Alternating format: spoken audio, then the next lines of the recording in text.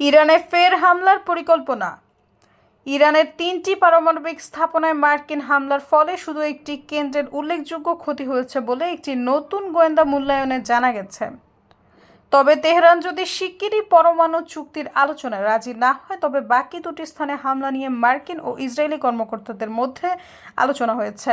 যুক্তরাষ্ট্র গত জুনে ইরান ইসরায়েল যুদ্ধের মধ্যে ইরানের ৩টি পারমাণবিক স্থাপনায় হামলা চালায়। মার্কিন বর্তমান ও সাবেক কর্মকর্তাদের বরাত দিয়ে এনবিসি জানায়, ওই হামলায় ক্ষয়ক্ষতি নিয়ে ভিন্ন ভিন্ন বক্তব্য দিয়েছেন মার্কিন কর্মকর্তারা।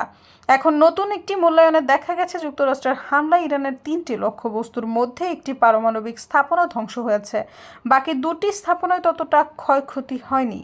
মার্কিন সংবাদ মাধ্যমের প্রতিবেদনে আরও বলা হয়, গত মাসে যুক্তরাষ্ট্রের হামলায় ইরানের ফোর্দো পারমাণবিক স্থাপনায় ইউরেনিয়াম সমৃদ্ধকরণ কার্যক্রম প্রায় ২ বছর পিছিয়ে দেওয়া হয়েছে। সৈয়দা ফারিয়া, সমযুগ।